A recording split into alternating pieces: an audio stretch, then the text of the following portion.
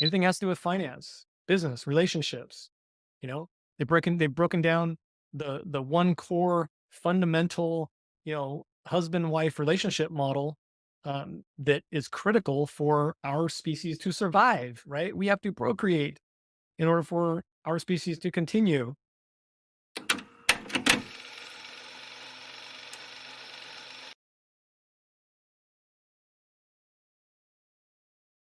How can you develop more skills?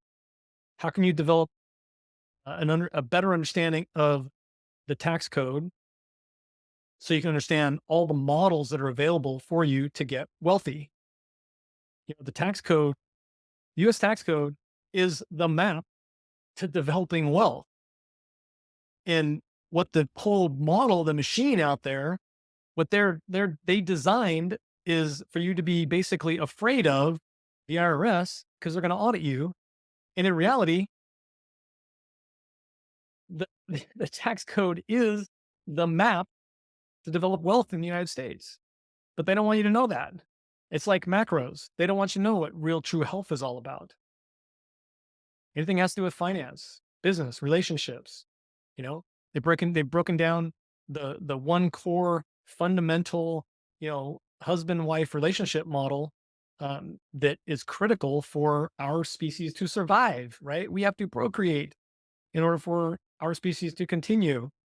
And now, the powers that be are created welfare systems and all these things that force, unfortunately, people to be single parents and incentivizing to be single. It's crazy, and so it just breaks down the fabric uh, of our country.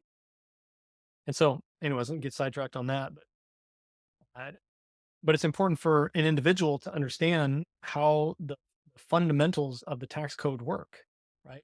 Like if you're a smart person and you see how a certain process or you've developed some kind of a product or some kind of idea, I call them IWPs, ideas worth protecting.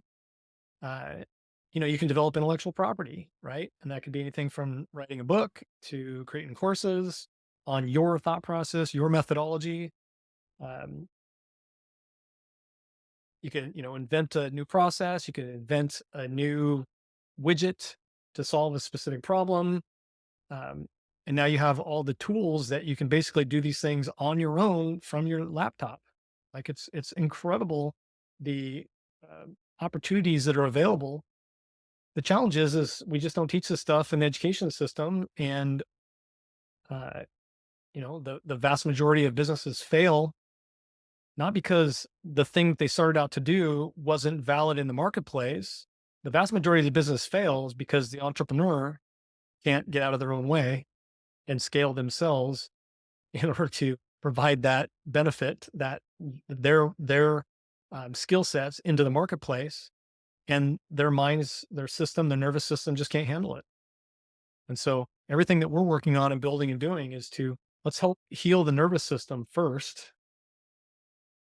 And when you can get your nervous system healed, you start thinking clearly, you get your body in good shape, you got lots more energy. So I know we started out, talking about thinking about money, but all these things, are such a significant component of the money concept.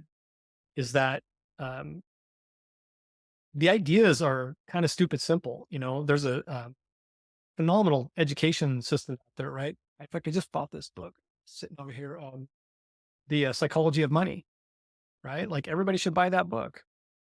I have no, association to them or any of that, but uh, or at least go Google it or YouTube it and start getting a basic understanding of how simple finance works. So again, you could set that. I think most people in the United States would say, if you ask them like, what's the amount of money you want in the bank account? Most people just say, oh, $1 million, right? The seven figures. And like today, with the rates that industry are paying super high rates for all kinds of things, it's pretty easy, relatively speaking, to become a millionaire in the United States today. You know, You get into like just hire into, if you're a W-2 earner, you could hire into one of these tech companies that has some real traction and start getting stock options, or work for an Amazon or a Microsoft or what have you. If you're not wired as an entrepreneur, you could be an intrapreneur, which is go into a large organization like that and provide tremendous value and climb the corporate ladder and save, invest, save, invest, save, invest like crazy. And you do that early on in life because then you have this magical component called compounding. And if I could, if I could impress upon people, young folks, older folks, like, man, save everything you possibly can. Like any excess that you have, man, if you're not putting 50 to 75% away in some type of saving and investment program, you're sadly missing the boat. Because one thing I can always promise you, taxes in some form or shape will always go up. The expense ratio, inflation, all the hidden taxes, which is inflation, uh, they all go up. They never go down. And this idea of, oh, your the magic dollars in your mind is the $1 million in cash in the bank. That's great, but what does $1 million buy you anymore, right? Go find a starter house today in a decent neighborhood in the Puget Sound Northwest, Seattle area. I think the starter homes are like 500,000 now, or 500, something like that. And so it's absolutely insane how expensive it is to live.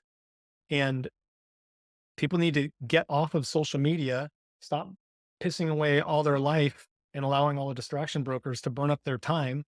And they should be out fundamentally um, uh, focused on skills that the market desires and get really good at something that the market wants and start saving like crazy, start investing simple.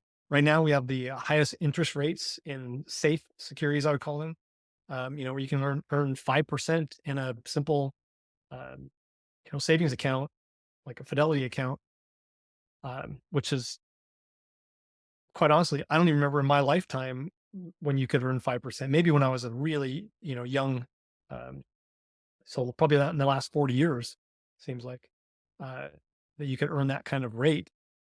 And it doesn't seem like much, but man, you start compounding over years. And the idea is that you don't have to risk that capital right now into some risky investment that in um, just simple, Vanguard index funds or Fidelity index funds, it's returning, average, what, 10, 11%, over the last, whatever, 30 years. And so you could have, so-called safe, fairly safe investments in these S&P 500 type of investments and get a good, solid, decent return consistently over time. And then you give yourself a little bit of play money to, that's like burn money, casino money or whatever you like to do. And just enjoy the ride. People make this thing so complicated and it's just not. The challenge is that you got a bunch of dipshit talking heads out there that don't know what they're talking about, showing all these crazy ass lifestyles that all it takes is one little hiccup in the economy and all these knuckleheads are wiped out. Right. And the vast majority of them that are, sitting on Lambos and flinging $100 bills and so forth, rented that crap or rented that stuff so they can look good in front of somebody. And it's just not real. And you can find a lot of these guru, big dollar, whatever people out there. All it takes is one little hiccup in the marketplace, and these guys are, ill positioned, and they're toast. And so, be very careful about who you're listening to out there, because uh, this is all about your future. And when you burn time, you can't get it back. It's the one thing that is the equalizer among all humans. The 24/7 rule, right? If that you get to choose what you do with your time on this planet. And the only difference between you and me and other folks is how you choose to use your time.